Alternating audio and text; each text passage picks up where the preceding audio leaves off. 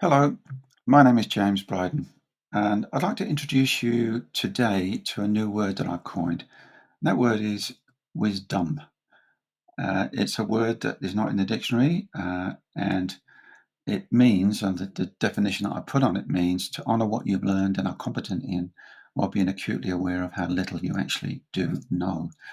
Now, clearly, there's probably some barriers to this, and I'd like to introduce you to three of them. And the first one is arrogance, which is an attitude of I'm superior, I'm better than you. Second one is dogmatism, which is an attitude of I'm right, you're wrong.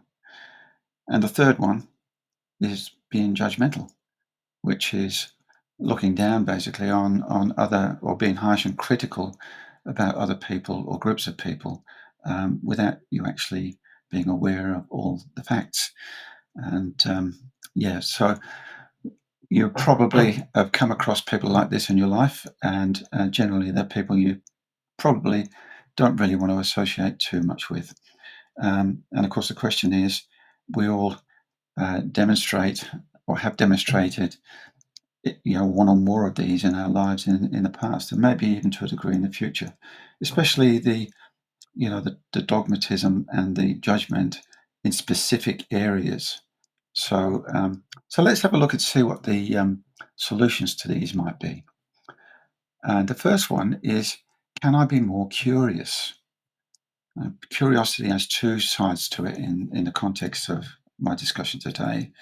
And the first one is the desire to investigate, to learn, and to understand.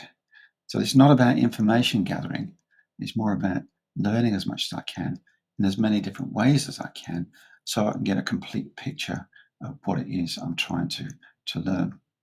And this cuts across all sorts of areas. But in the context of business, um, can I learn as much as I can about the business I'm in? Can I learn to be better at what I do? Can I gain mastery around what I do? And in a wider sense, can I get to understand my industry, my competitors, get a really good feel for the complete picture of the industry that I'm in? And when you do that, it generally does help in lots of ways, which I'll show in a minute. So there's that. The second one is embracing uncertainty. Am I willing to go into things not knowing what the outcome might be? And certainly from a business perspective, am I willing to try new things? For instance, it might be a marketing approach. Am I willing to give it a go, test it, measure it, and see what happens, and be okay with the outcome? Because there's only two things that can happen here. One is it'll work. The second one is it doesn't. If it does, rinse and repeat. If it doesn't, then it's just simply let's find out what didn't work, fix it, and try again. It's very simple and straightforward. And this cuts across not just areas of business and what have you, but it cuts across your personal life as well, and particularly in communications, whether you feel uncomfortable talking to certain people about certain things or not. The only way you're going to find out is by doing it. So and of course you not being afraid of taking action and pursuing a challenging goal is a key part of that too. So the third one is conscious vulnerability, and that is in this context is, first of all, I don't share everything with everybody. You choose who, what, and when to share with. And this is about being willing to put myself in a position where I may be criticized or judged, and again, be okay with that. Um, and when you do that, then you become less and less a hostage to other people's opinions, which a lot of us are, to be honest. And so there are three interesting ones there that are solutions to it, but there's more to this. Okay, and really, when we start to look at what happens when you combine these three, then that's where magic can happen. So let's take a look at that. Um, there we go. So if I look at curiosity and the willingness to embrace uncertainty, what will that produce? So now I'm really, really curious. I'm coming up with, different viewpoints about things. I'm willing to try things that I don't know the outcome on. I'm willing to have a go. And what this really does is make you more open to learning things and open to what may happen, if you try certain things. Right? It also starts to give you insights. Again, that learning and that openness, okay, ideas start to come up. Very, very, it starts to get quite interesting when you look at the further stuff that can happen. You can end up being quite inspired by what comes up for you. You also learn to think critically, again, because you've looked at things from all different angles. You're better able to come up with considered, thoughtful opinions. And you're willing to experiment. You're willing to try different things.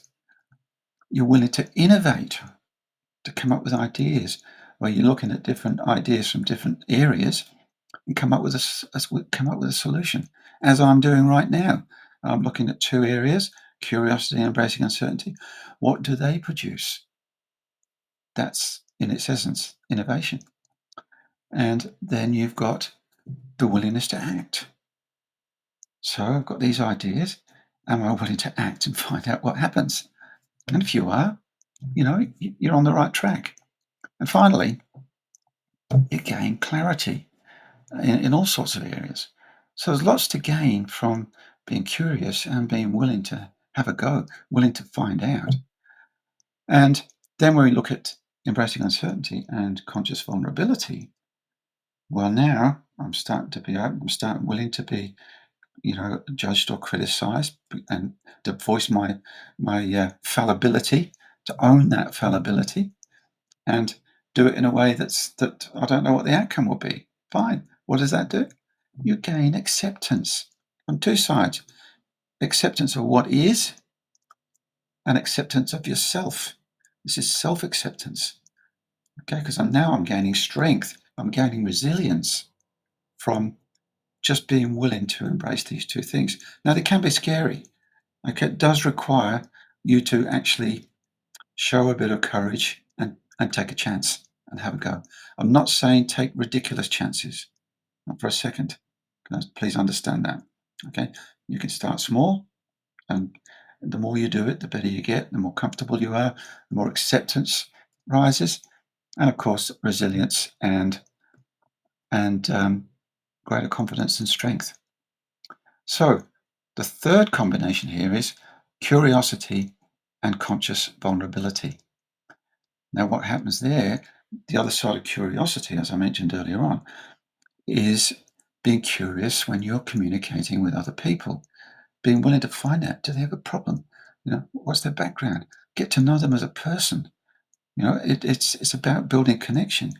And with that vulnerability that you're willing to display, again, in the right circumstances, you're then inviting them to do the same. So it cannot help. One result of this is you end up being more humble. Humility arises, but also connection. You become more modest. You lack pretense. A connection arises, rapport arises, and by extension, trust comes up. So, these things arise not because I'm trying to be open or insightful, or I'm trying to be humble, trying to get connection, trying to be self accepting, trying to be resilient. These things happen as a result of cultivating these three other traits: the curiosity, the uncertainty, and the vulnerability. Now, what does that look like? Okay, so when we look at their relationship with the negative traits, you'll see that arrogance and humility are exact opposites. Dogmatic and open, exact opposite. Judgment and acceptance, exact opposite. And you may, if you've done any shadow work before, you realize that these red traits or the magenta traits are actually shadows of the intrinsic you. So again, these arise, naturally and easily from you being willing to be curious, uncertain, vulnerable, and the end result is you end up being more authentic. very simple. It's about authenticity. And is this something worth doing? I think it's well worth doing.